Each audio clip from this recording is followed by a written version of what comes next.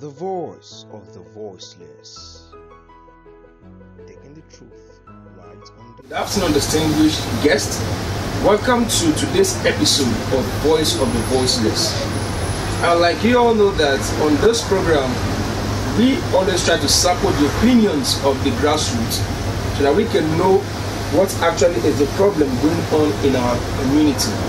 But today we're having two distinguished guests in the house.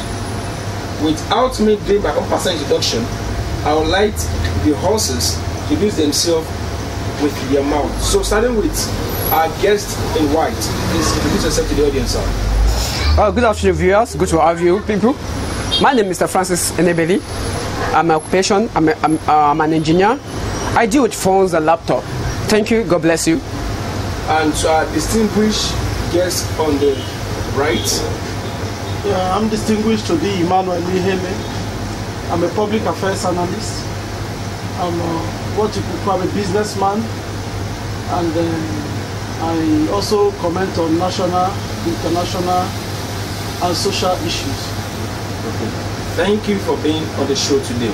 So, quickly, let us go into the main matter of the day.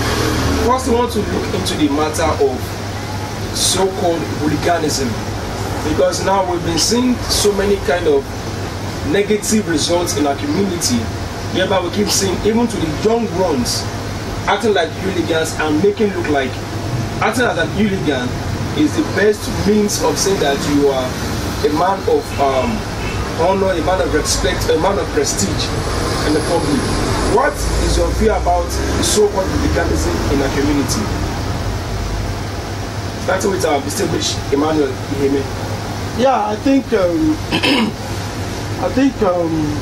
all starts from the home, because if a father and a mother are not present in the home, sometimes the resultant effect in the future is such that the children don't get proper care. You understand? Care will be lacking, and the pursuit for care externally, the children tend to get themselves indulged in improper care for kids, and from there they begin to grow, and without the care of their parents, they will happen to fall into the hands of the kind of parenting that can be best described as all system goes. So whatever they are told, they take hook, line and sinker, and as such, in the future you discover that the children will become a problem in the society. They will become a threat to the society. They become a threat even to their families, and a threat to the nation at large. Okay, thank you on that note, sir. Distinguished Mr. Francis, based on what he just said now, don't you think it's a kind of community threat to people, because now there isn't this so-called hooliganism to oppress the peaceful people in the community? Don't you think it is an act of deviancy, or do you think it's the right thing to still harbor these hooligans in our community? Well, thank you. I'm very grateful for that, and thank for also my brother with his point. Fantastic. To me, I think, like what he said, looking at for the viewpoint of home, there is difference between training and being trained by yourself. Fine, your parent may not take full responsibility on you, but it will get a stage whereby you take full responsibility of yourself. It doesn't mean that you come from a bad background. Doesn't mean you end up in a bad background. So being trained up, it depends on the parent and me. For example now, I'm from a polygamous family, and the way I was trained up with different kind of people. I live with different kind of people, but I come to understand that living with different kind of people, I gain experience, and I know the way they moved or they live their life. But I depend on being a good person to live a good life, to make the community a better place. So it's not by where you came from, it's what you develop yourself to be. The determination and the focus you have in life. That's my own viewpoint. Thank you. Okay, thanks a lot. And also, back to you, Mr. Simplish, Iheme.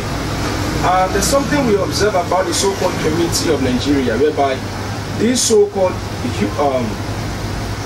meant to be future of tomorrow are not taking, they now embrace hooliganism as if it is the right thing, in which, according to English, is tagged as deviancy. Now the question is this: what do you think should be done to tame this kind of negative acts in our community? I beg your pardon. I think if you want to go that direction, I will tell you that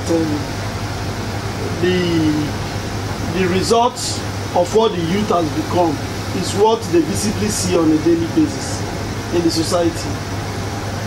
We have parents whom these days, they don't even ask questions when their children bring expensive gadgets at home to their house.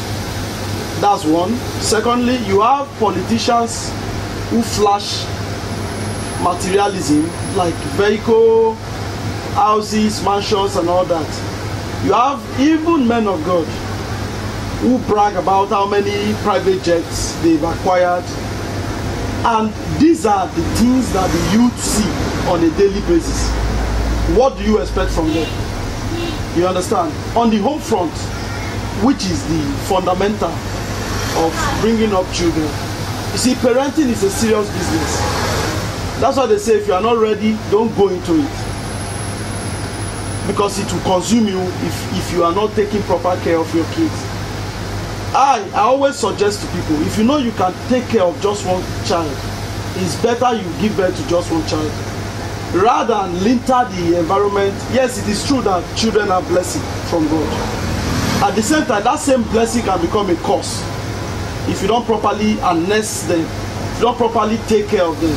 That's right. It's a beautiful thing to take care of to give birth, you know, but be sure that if it is one child that you have that can make the community proud, make you proud, and make the nation and the country, continent and the whole world proud, give birth to that child and take proper care of that child. If you don't take care of that child may end up killing you. You will think that you just bring that child to cause problems to others. No. When he is done, he or she is done giving others problem, they fall back to you. Okay. Let me take the question back to Mr. Francis. Yes, talking about the matter might fall back to you.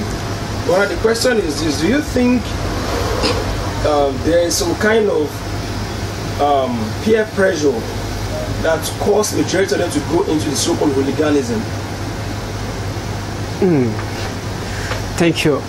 To me, I look at this life as a thing of a small world.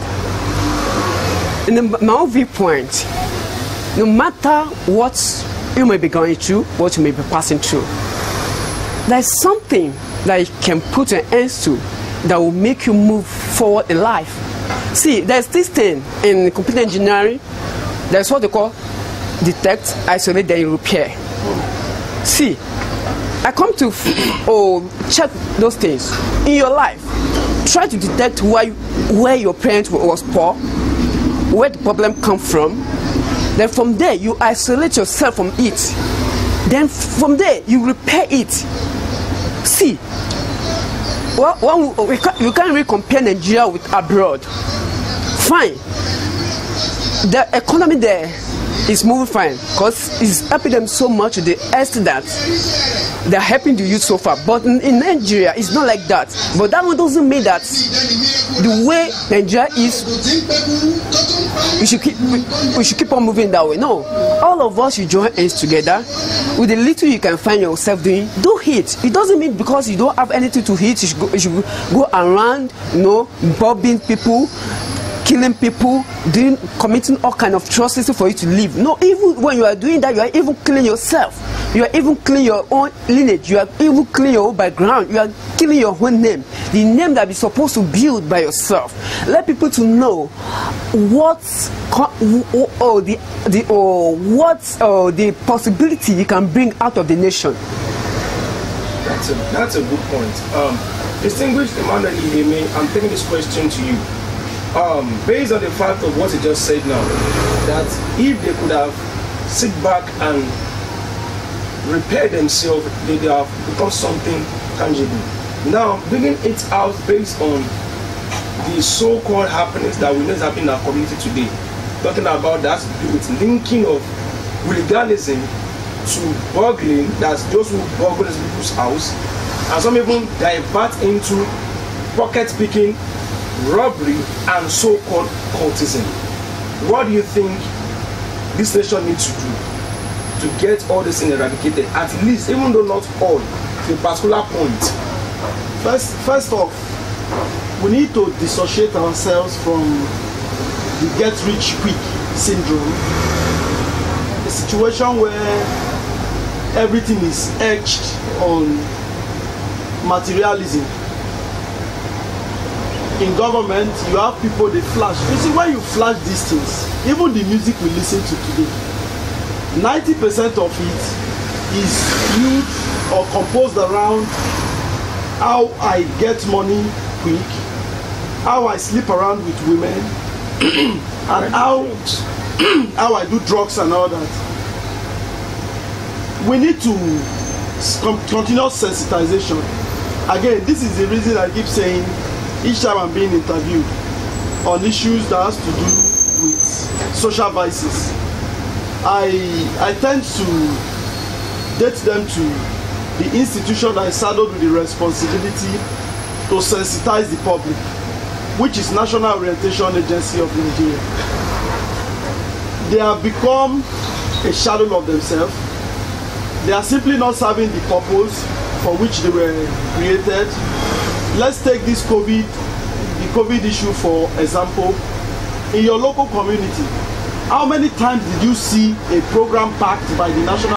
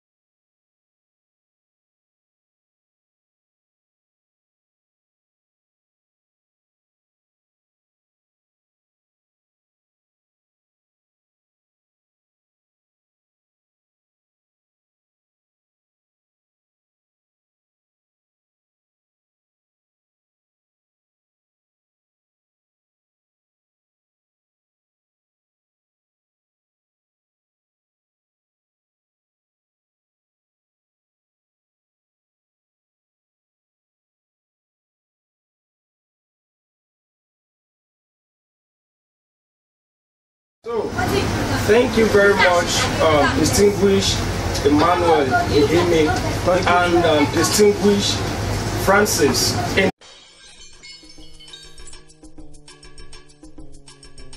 Red Alert FM. News as it breaks.